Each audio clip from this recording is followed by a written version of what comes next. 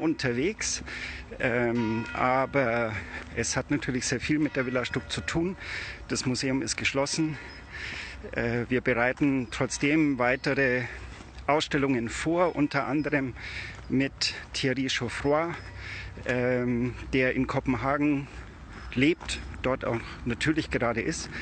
Wir hatten vor einigen Wochen hier in München bereits den ersten Critical Run im Vorfeld der Ausstellung, im Vorfeld des Awareness Muscle Training Center, und wir haben angesichts der aktuellen Situation entschieden, dieses Format online zu bringen. Das heißt, heute findet der erste digitale Critical Run statt.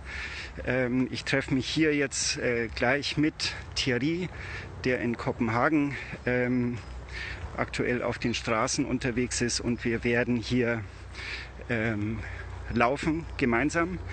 Das ist das erste Mal, von daher bitte ich jetzt schon alle technischen Komplikationen zu entschuldigen. Wir werden wahrscheinlich auch beim Laufen nicht auf alle Fragen direkt eingehen können, sondern werden diese nach dem Lauf auf jeden Fall beantworten. Natürlich, wir nehmen uns die Zeit und gehen auf alles ein. Und da ist Thierry. Yeah, good morning. Hi, good morning, Thierry. I was just introducing a bit what we are doing today. Yes. And what is the context of the critical run? Yes, thank you. Maybe, well, you should tell us to start, and maybe you want to say something about the topic Yes, that we will be discussing today. The topic and the technicality. So we have two cameras. So Michael in Munich is going to run, and me, Thierry, I'm going to run in Copenhagen, and then we can run debate. Later, when we do another one, we will try to have different channels with different people running, but today we can be two.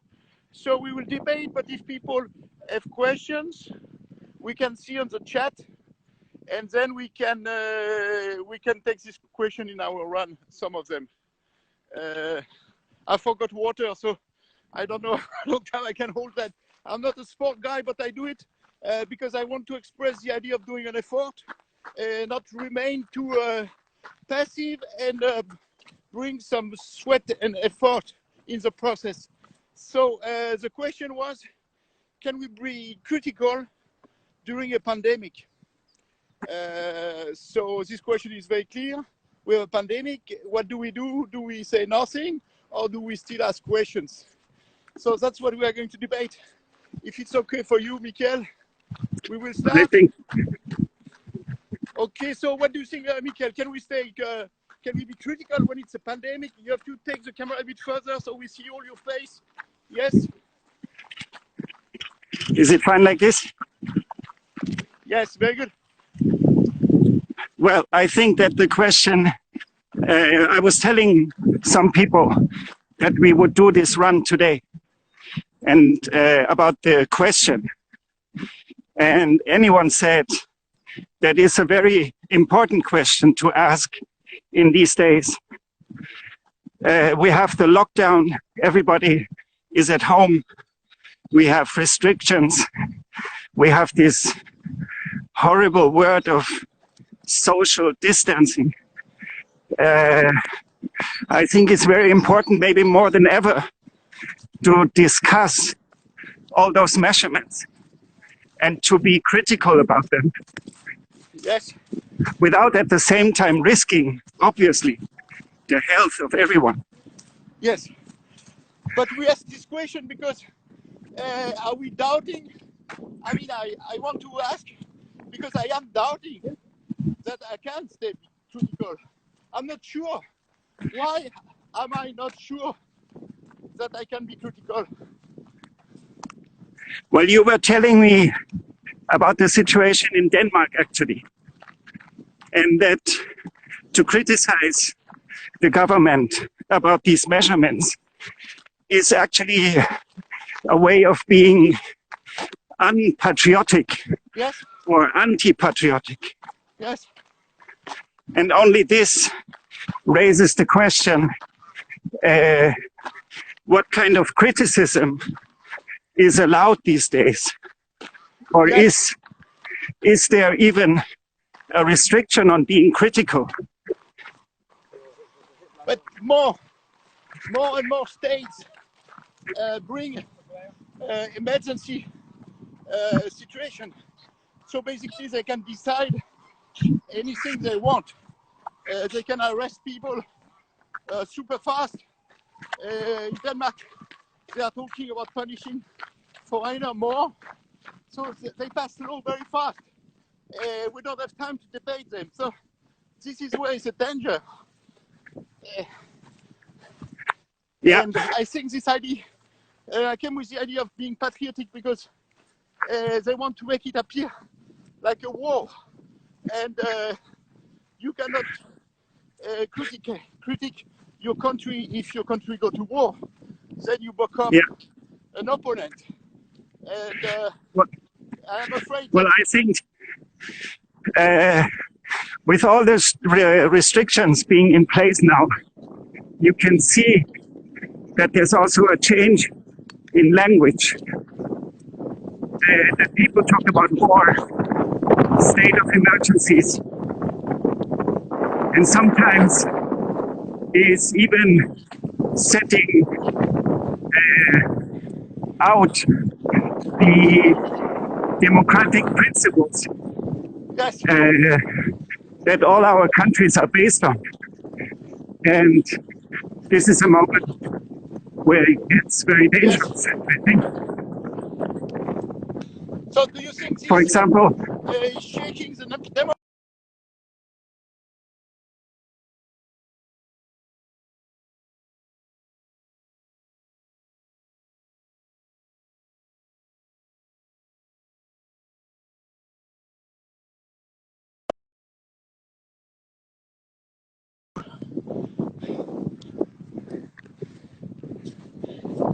It was frozen. I was asking, do you think this democracy stop being democracy moment? sorry Thierry, I lost you for a second because I was running through a tunnel. Yes.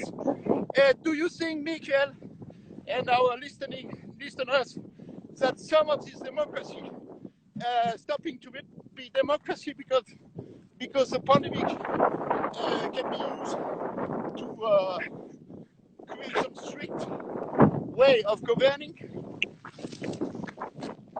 Well, I guess that is very obvious for everyone, especially in the Eastern European countries, in Poland, in Hungary. There are certain tendencies to limit the democratic principles. And the question is, how can people react on this development when the state is in a emergency state? But the democracy where it's difficult to meet in the agora, a democracy where the togetherness is transformed in isolation. So if we lose the agora, and everybody is isolated, and we have only these social media that are under surveillance. So we are trapped somehow. This is maybe why the isolation is can also be a political trick to isolate the protesters. Absolutely. Like in Poland for the elections, you can now only vote in writing, which is a very dangerous instrument, especially in times like these. We had recently the elections for the mayor of Munich, and it was also an election in writing only. Yes. But and also we would assume that it was only for health reasons and for health issues. But obviously you can manipulate these kind of instruments for your own politics. But if suddenly you criticize that or you debate it, you become an enemy of the system. So maybe you become repressible. Or do you think we can go like before and debate like we want? Well, I think that the current situation goes even further, because now you have a lot of police present in the public space. Yes. And even, I was talking to a colleague today, even the neighbors are watching how you behave. Yes. What are your kids doing? Yes. Are they playing in groups? Are they alone? And this is the danger of a permanent surveillance, not only by the public sphere, but also by the private sector. Yes. And it has to be criticized.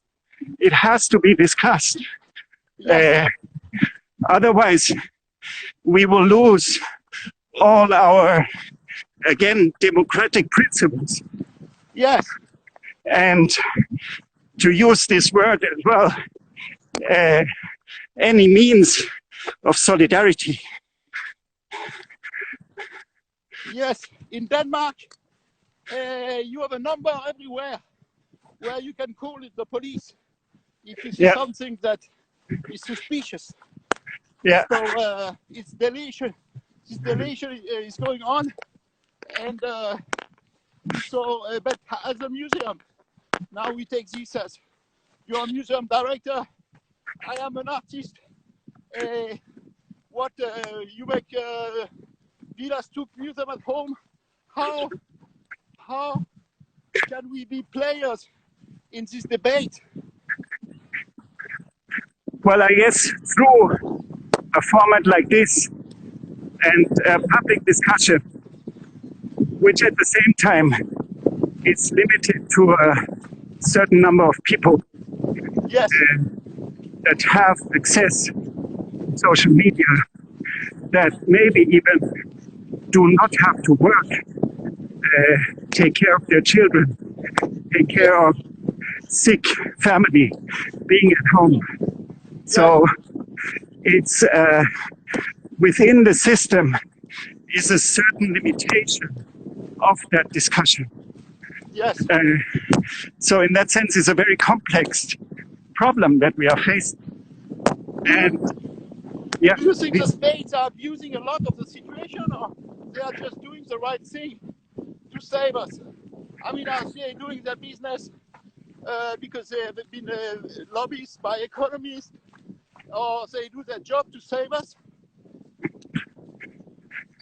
Well, obviously, you would always think that the state is doing whatever he can to care for the health of the population and to keep an eye on the economic consequences.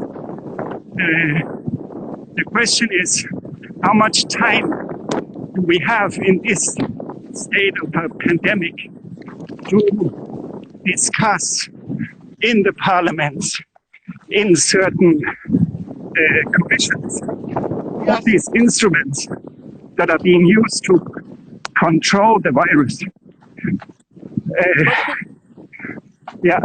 Technically, it could be possible to vote those things super fast. Of course. But people cannot meet in the parliament. But we can click on it like we do. People can click, they can vote. For example, the Danish will, after Easter, they will open the schools for small children, which is a big risk for the personnel working, the kids, the parents, the grandparents. And this decision has been announced, but it's already decided already, you know. They could have put a vote in 24 hours. Well, this morning I heard on the radio that the person responsible for pandemics in the European Commission resigned. because there was no common strategy within the European countries Yes. to deal with the pandemic. Yes.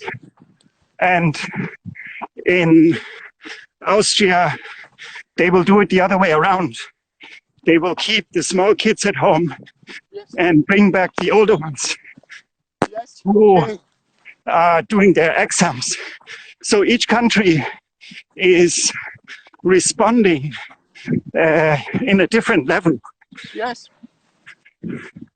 which also makes the criticism quite complex, Yes. because you have to focus who you are criticizing for which measurements.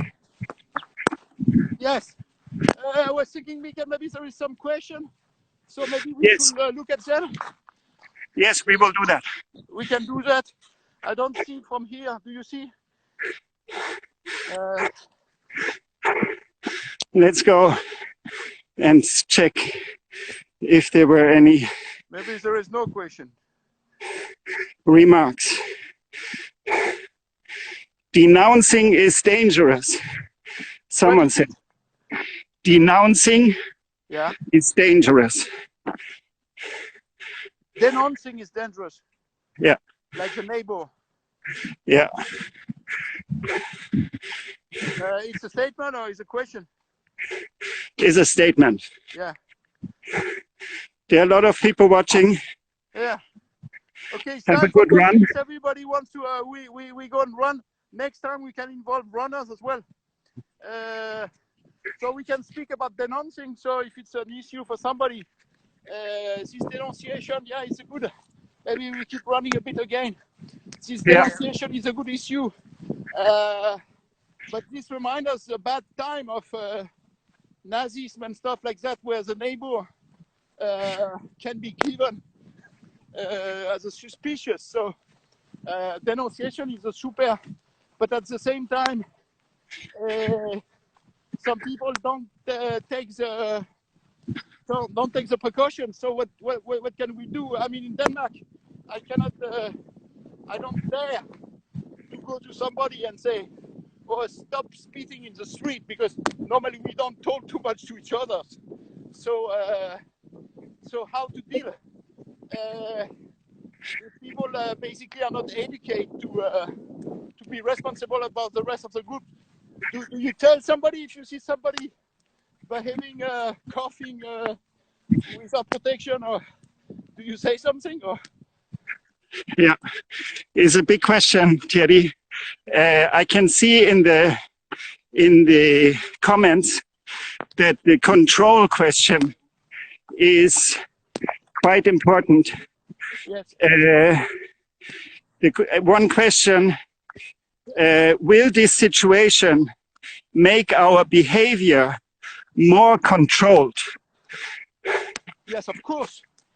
I mean, in Denmark they haven't passed law. The thing is that here the new government passed some law to survey, for surveillance. They increased the surveillance a lot, and they were not very popular for that. But now they say we need those tools, and all these things also regarding politics with foreigners and stuff like that is included in the package of police action.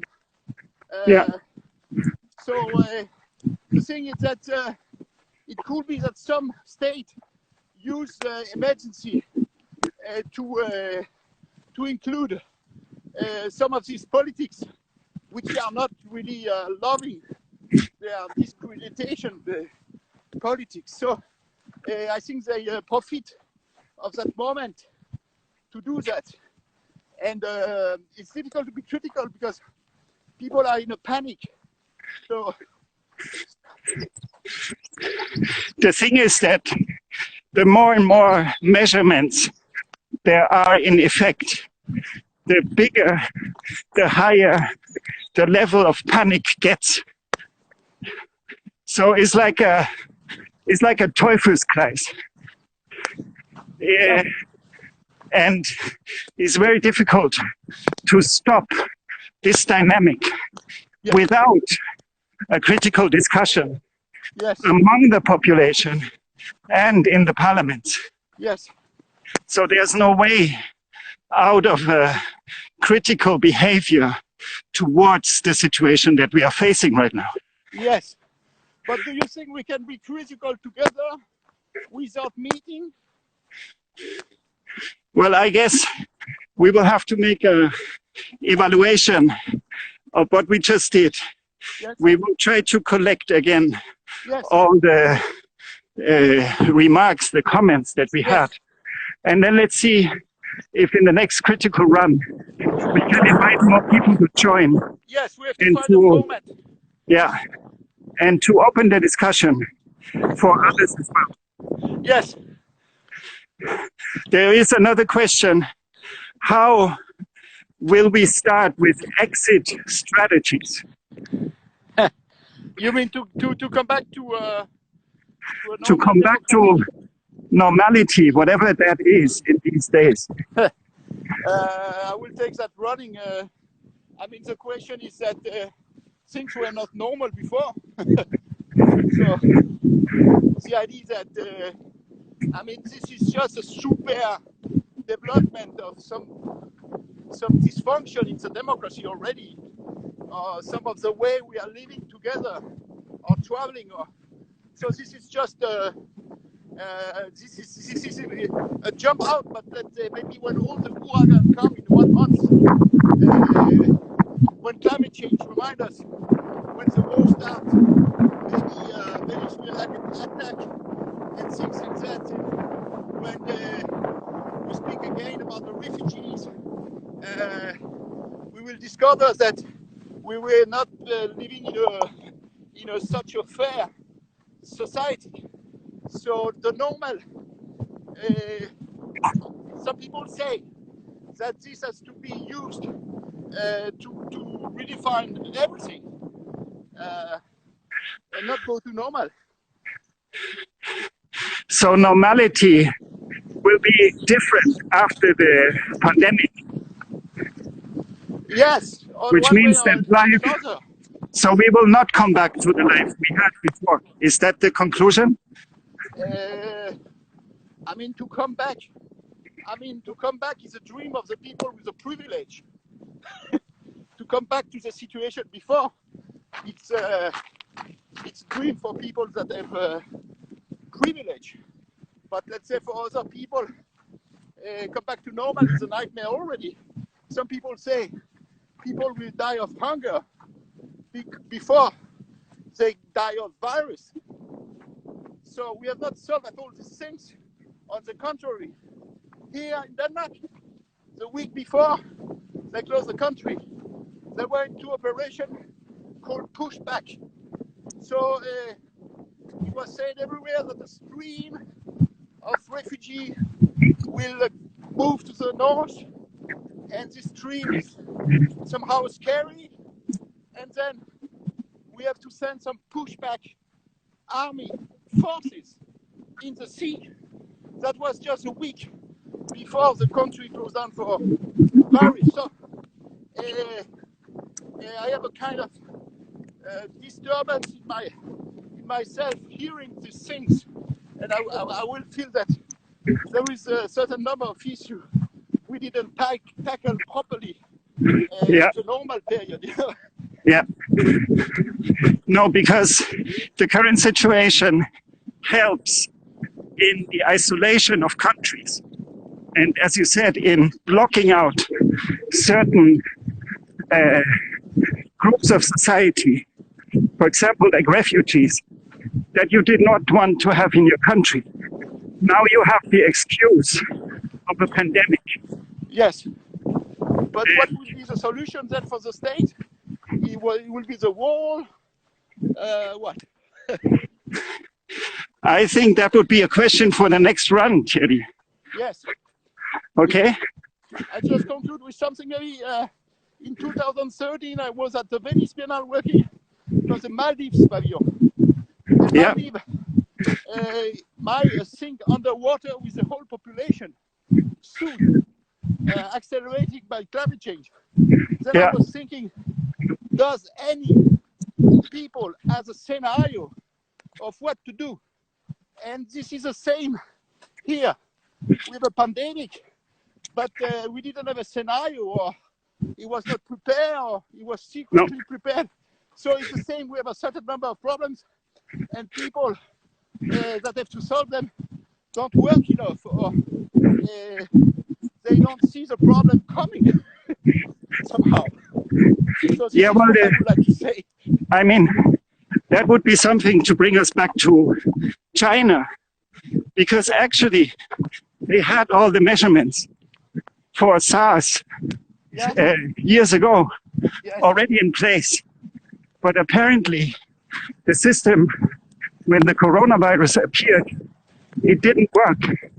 So the question is, how must preparation for this kind of case look like? Yes. To really be prepared and to not be surprised. Yes. Like if suddenly winter starts in December. Yes. It comes as a surprise. Yes. It's not the way to deal with a global pandemic. Yes. There has to be a different strategy. Yes. And not to go into, you know, when you think there is bad scenario, maybe there is some bad scenarios that were part of a war strategy. Without being, you know, we don't know these things. Yeah. So there was one comment saying we should be talking about capitalism. And I think with all those last questions we had, it makes a lot of sense to make this link to capitalism. Yes. So let's say we will come up with a new topic for the next run. Yes. And the goal would be to include more people running wherever they are with us and to debate. Yes, we have to find a choreography to do it. Yes. But today was an experiment and we did it, we started it. Thank you for everybody that has been joining. Yes. Thanks for everyone watching. And thank you, Thierry. Thank you, Michael. We are warming Take care. Bye-bye. Bye, thanks. Take care. Ciao.